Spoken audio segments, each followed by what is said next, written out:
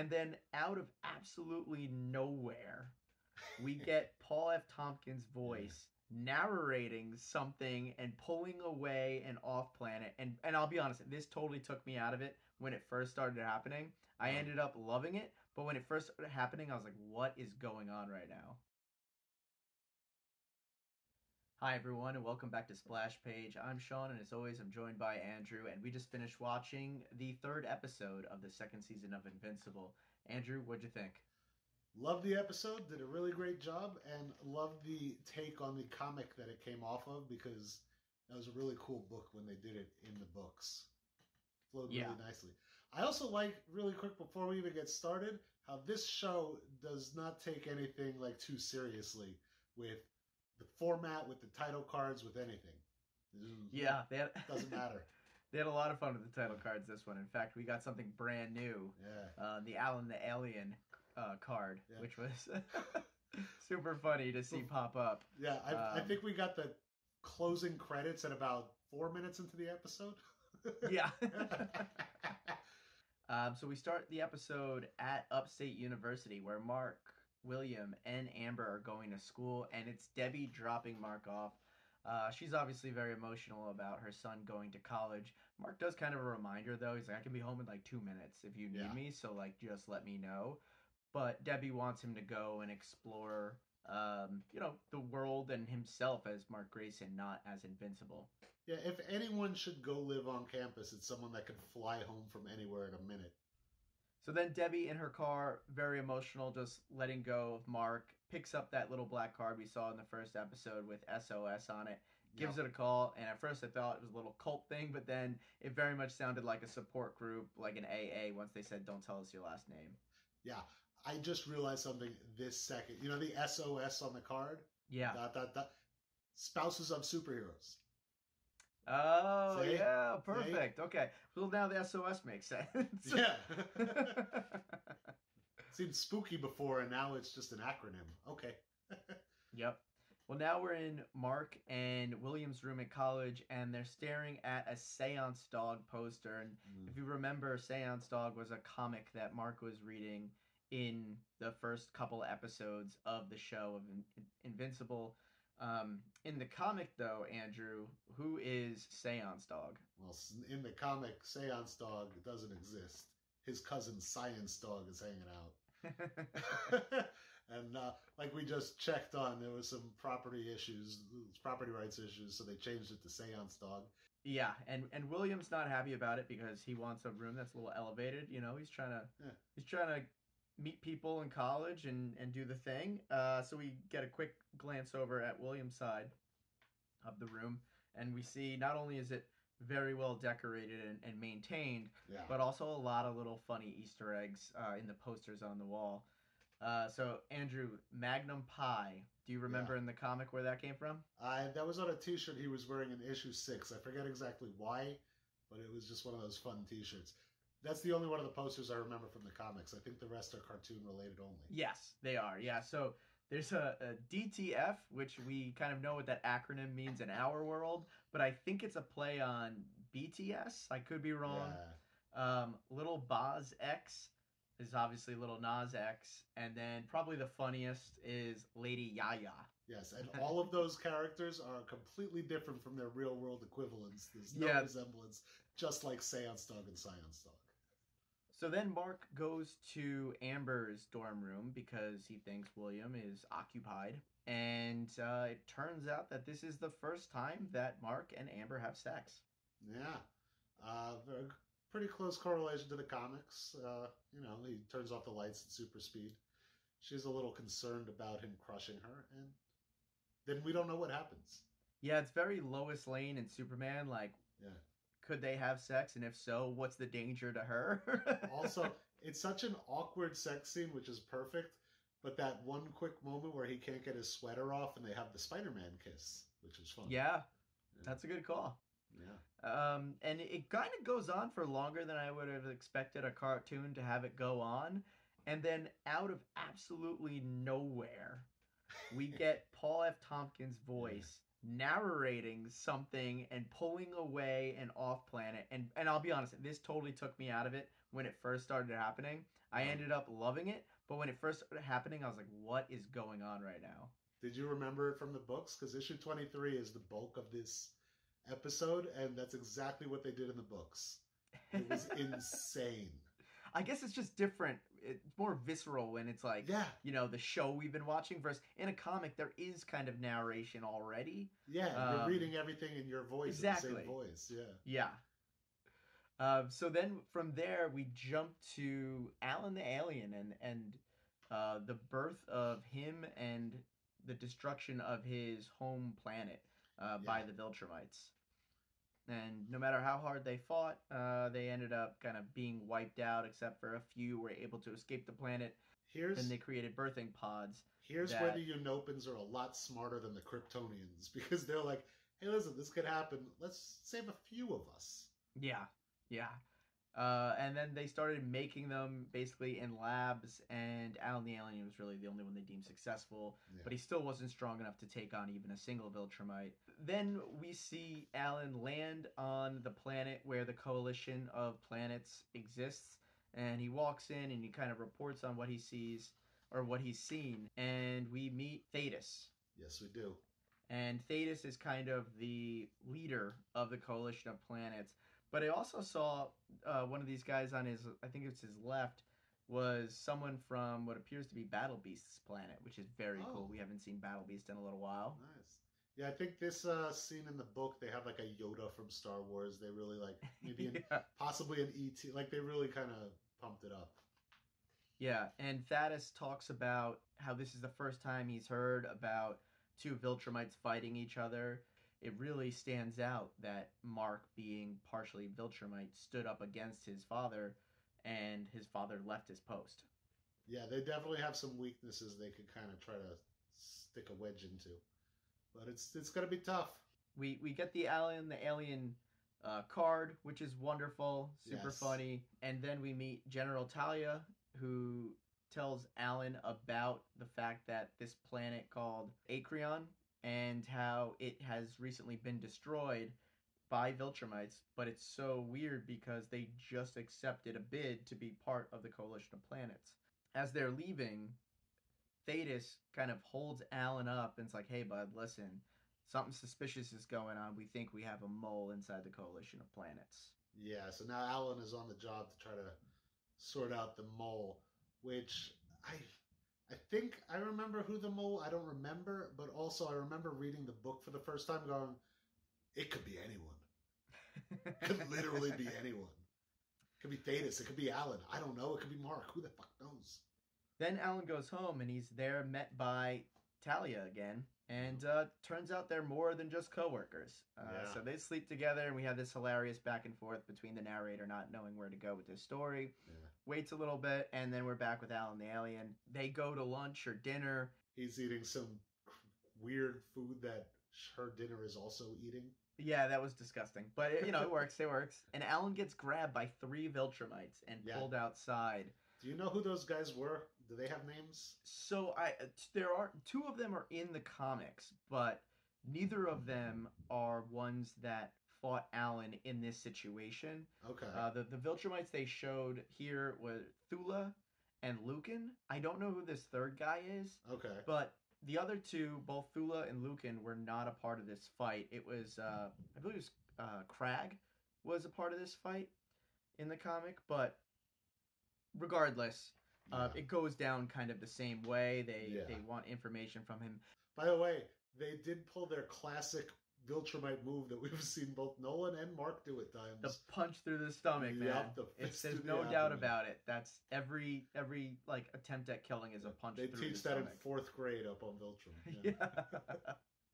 Yeah, and in that case, poor Alan kind of floats there lifeless and completely shredded apart. Yeah. But we do, no jokey cliffhanger thing. We immediately see him in kind of a hospital setting, and Thaedus comes in, and it looks like he unplugs the life support. Yeah. Which again, I don't remember that from the comics either, but something does happen to Alan in the comics, which I'm not going to spoil here after he gets hurt. So I'm assuming it's going in that direction, but this makes it very much look like Thaedus is killing him. Yeah. I think I know where it's going to, but only having read the books. it looks like exactly what you just said. Exactly. Yeah. Yeah. From there, let's jump just to the Guardians' headquarters. Yeah. We see Duplicate and Rex talking. Rex is a little butthurt because Yeah. Duplicate has quickly moved on from him, even though they never broke up. But were they really dating? Who knows? But she does say something that I thought was really interesting as to why she connects so well with the Immortal. She says that he's the only person that has died as many times as she has. And Yeah. so, on the last video in the last episode, we saw that she kind of had an orgasm when she was talking to Rex because of one of the copies of her in the shower with the Immortal. Yeah. And we kind of are thinking, oh, does she feel what happens to each one of her duplicates? And I think the answer is yes. Yeah, no, you are right. It was an interesting argument. If this is what I love about the show as well, because in the books, yeah, she leaves Rex, she goes dates Immortal, but you're like, okay, they're dating. They don't go into why. You just have to assume why. Mm-hmm. The show really does do a good job of giving very believable backstory Yeah. and reasons to people that they then just tell to other people for no reason out loud. But just the fact that she has a legitimate personal reason to be like, no, this is who I connect with. Yeah, and with that same group, we see Shapesmith kind of walk in and do weird Shapesmith stuff, which is great. But I think this kind of shows us that he is now a full-time guardian of the globe by like hanging out with them for like 30 seconds. But and that, you know, weirdly, that's Rex is the only one that's onto him. Yeah, and it's kind of like we really just trust this guy all of a sudden. Like, where are you from? He calls out. Yeah. Not that it would matter if he was a Martian, because obviously Martian Man was in the group beforehand, but Shapesmith, I guess, just doesn't want anyone to know, and you know, everyone will soon find out when the cichlids attack us. Well, if he tells them, then they know that the guy that he's supposed to be is dead, and that they left him up on Mars, and maybe we should look into that. Yeah. And then the last thing that happens with the Guardians is Rudy or Robot is there checking out different ways of handling fear and stress in his brain, and he's able to mitigate it to an extent and enough to ask out Amanda or Monster Girl for a little movie date. Yeah, it was very sweet. He's never been to a movie before. Yep, and they go to a horror movie, rated R, and they're both young, so they have to pay some woman to pretend to be their mother and let them in. That is one of the things. Yeah, go ahead. I was gonna say, which happens in the comic. I think I'm pretty sure it does happen in the comic, but it's also one of those things where like he's learning to be a person, because the ticket guy is like, you can't come in, and he's trying to logic him out of it. Whereas she was just like, hey, come over here and say a thing. Like that's like the book smart, street smart thing. Like this is how to be. Here's how to be a person. Yeah. And they see a horror movie, and there's like a Dracula-esque movie behind them and a werewolf-esque movie behind them on the movie posters. And then they go to Burger Mart, and he's like, this does not look good. Well, turned out it was decent. So from there, we just want to touch upon what happened to poor Debbie, because things just go from bad to worse for poor Debbie. She goes to the support group, the Spouses of Superhero meeting, and it truly is like an AA meeting. They're sitting in a circle. They're talking about it. And for some reason, as she's leaving, she kind of meets this guy named Theo, and he invites her to go to a bar, somewhat innocently, somewhat like what's going on. Yeah. And they're having a discussion at the bar. We realize that he was the partner of the woman who was Green Ghost. Yeah. So that was obviously the brilliant David Diggs playing Theo. Also, was it that innocently that he asked her? It sounded like everyone in the group was going to go grab a drink, and it turned out to be just the two of them. Yeah, I guess. So that's the way I took it too. He's like, yeah, some of us go here occasionally, whatever, and then it's just them. But, you know, maybe it's just an animation thing. They didn't feel like drawing more people. That's what it was. But they all went home earlier, but no, it's probably they got tired of drawing people. And, so he kind of breaks the rules and says that he was, you know, with Green Ghost, and Debbie kind of breaks down after a little while and comes clean that she was married to Nolan. And, you can see that he's pretty much like, don't come back to this group. Yeah. So, you know, do what you will with that. Will there be more to that story? Probably. Maybe some people take a shot at Debbie in a, you know, some kind of social way. But regardless, I think it's a storyline that just kind of progresses her going through her grief. I think it's more to show she really has nothing. Yeah, Like she that's doesn't true. even have the support group that she didn't have before, and now she knows she doesn't have it. Yep. It's rough for her right now. Yeah, very rough. Losing the son, and then having potentially a support group, and in the same night losing that. That's gotta hurt. Yeah. So now we go back to Upstate University. Mark, freshly off of his first ever sexual encounter, Wait a minute. Are and you telling me we're gonna get superheroes in this episode? maybe just a tiny bit. One thing I thought was really interesting though was that William calls out that he really misses Rick. If you Yeah. remember, Rick was the guy from the episode last season. I think it was episode 6 when they went to Upstate University, who he kind of like was digging and got taken by D.A. Sinclair and made into a Rihanna man. Yeah. There's a knock at the door. And it's Rick. No, it's not. It's Seance Dog. It's Seance Dog. And the fantabulous, magical creature who's a dog who talks to the dead. Yes, yeah. He said What it's does magic. Seance Dog do? Why does he fly? What Seance Dog is there? Sorry. So Mark grabs him and flies out, and he's fighting him because, like, why wouldn't you fight an imaginary figure if it just came at you like, hey, man, what's up? Like, what the hell? This is one of the few times I think they explained it better in the comic book than on the show. Because in the book, he was like, who are you really? You've got to be one of my villains, like, in a disguise. Yeah. Because this character doesn't exist. What's funny, too, because Seance Dog says, I'm from another dimension, a dimension that has dogs and magic. And Mark's like, we have dogs. Oh, so you're halfway there. You already understand it.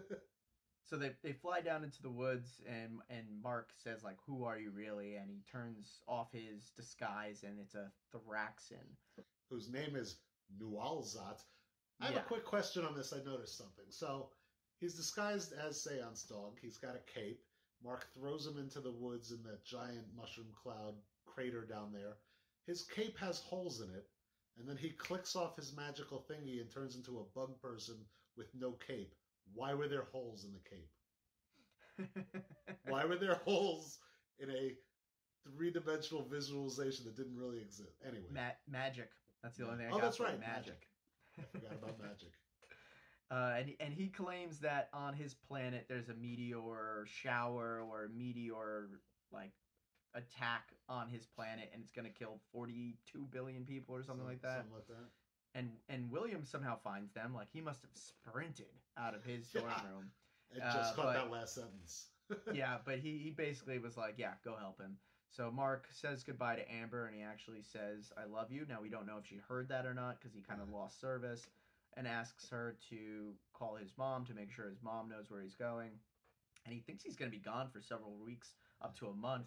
And when he tells Cecil's pissed. Yeah. Cecil's like, no, you work for me now, whatever. And Mark's like, come on, man. I mean, I'm a superhero. I can do whatever I want. Like, that is such an interesting, endearing relationship. He's like, you can't do this. You work for me. You work here. And he's like, I've got to listen to myself before I can listen to you. And the tonality, this is Walton Goggins' amazing acting ability, where he's just like, and that's an order. I'm ordering you not to go. Like, just please. I can't, like, force you to stay, but for the love of God, just don't do this. Yeah. Well, he's not angry. He's like more. It's like, I'm not angry. I'm just disappointed, kind of feeling. Yeah, but I mean, it obviously proves to be very important that Mark does go, because after 6 days of flying there, we get kind of the big reveal of this episode. And so, in the comic, we have Omni-Man leaving in issue 12. That was kind of the battle with Mark, and he flies away. And here, obviously, we had it in episode 8 of the first season. Here, we see that when he lands on Thraxa, he's brought to the monarch of Thraxa, and that happens to be his father. So he's, absolutely floored. Omni-Man is back. Yeah. And in the comics, that happens in issue 25. So here we've went, 3 episodes since we've seen Nolan in a significant way. But, yeah. But the comics were monthly, and I would say that episode where he flew away, it's probably about the same time ago as this episode came out. 2 years? Yeah, but as far as like the actual content that happened. Yes.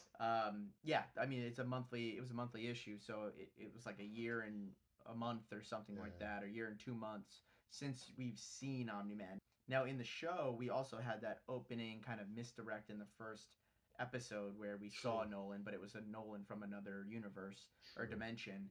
Obviously, you can't let J.K. Simmons sit on the shelf for that long, so completely understand why they bring him back so quickly. I mean, so far in 3 episodes, he's had about 3 lines. He's got like 2 in the first one and 1 in this one. Yeah, but I mean, bringing him back is just an absolute mandatory. And now, like, what does Mark do? You know, Mark sees his father for the first time, and we're gonna say a couple months. And at the last time he saw him, he was trying to kill him. So let's see what Mark does next episode. Yeah, and Amber is fully over Mark being a superhero. Yeah, she's okay with it. She's like, if you're gonna go save lives. I guess in a way, it is a shock when you first find out. Maybe it takes some time. Maybe it gets used to it. Okay, no, actually, this doesn't make sense. All right. Well, thank you guys for hanging around. This episode was awesome. I'm super excited for next week's episode. Let us know what you think Mark is going to do now that he is face to face with his father, and also let us know who you think poor Debbie is going to run to next, because he's got no way. You have any guesses, Sean? Who she would say? Art. Gotta go drink with Art. It's got to either be Art or that realtor one off Paul that so let's go. I can see that. Alright, well, thank you so much for watching. Please like and subscribe if you want more Invincible content. We do a trailer video as well as some evergreens, so click that like and subscribe button. That's it from us. I'm Sean, that's Andrew. Take it easy, YouTube.